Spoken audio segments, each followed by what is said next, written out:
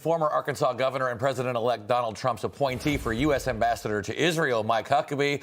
Governor, soon-to-be ambassador. Reports say Benjamin Netanyahu met with relatives of the hostages last night, told them that the release of their loved ones could be reached in just a few hours. What are your thoughts? Well, let's hope that's true. That's what we've all been praying for. It shouldn't have taken this long. We're now past the time that the Iranians held our hostages back in 1979. This has gone on ridiculously long. Hamas can't be trusted. Whatever deal there is, I hope that there are many, many guardrails that provide for an intervention if Hamas fails to keep it. And let's keep in mind, it's not just Hamas. The Iranians have backed this whole thing. Yeah. And one of the hopes I have is that President Trump will immediately restore the maximum pressure back on the Iranian regime. And let's stop this threat to the state of Israel once and for all. They have a right to security, peace, and there never can be a moment which we forget what Hamas did to innocent civilians on October the 7th. Yeah, absolutely. And we hope that those sanctions are restored. As we know, Iran has been funding all of these terrorist groups as well. So I know that just 5 days to go in Joe Biden's presidency. He was supposed to be our foreign policy president, and yet we've seen more wars break out. This hostage crisis lasting more than a year. The botched Afghanistan withdrawal as well. The list goes on and on. What sticks with his legacy at this point, in your opinion? Confusion. There's never been a clear policy, even as it relates to Israel. One day he talks about how that they don't have a better friend, there's no daylight between them, and then he'll turn around and say they're going to withhold even selling arms to Israel so that Israel can prosecute its war against these savages. That makes no sense. It's been almost an administration with a schizophrenic kind of approach to policy, particularly in the Middle East. So frankly, the only thing, we've had a bunch of snow here in Arkansas, a foot of it last week. The only thing I want to see melt faster than the snow is Joe Biden's presidency, and it can't come too soon. Nice one. Yeah.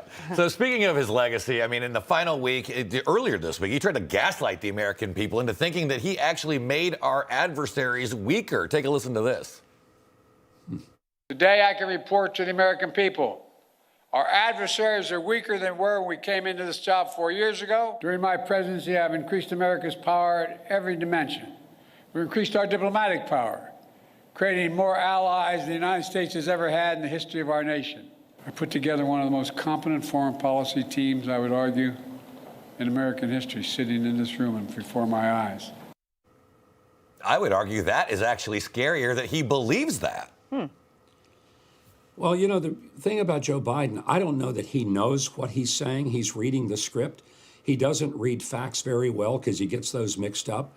But he's reading fiction, and it's not convincing because most of everything he just said that you played is absolutely not true. Yeah. Joe Biden has not led with strength. If anything, we've seen the world almost come apart at the seams. Just yesterday, he made a decision that was irrational. He extended this executive order from February of last year, which puts really a huge pressure on Israel in relationship to Judea and Samaria.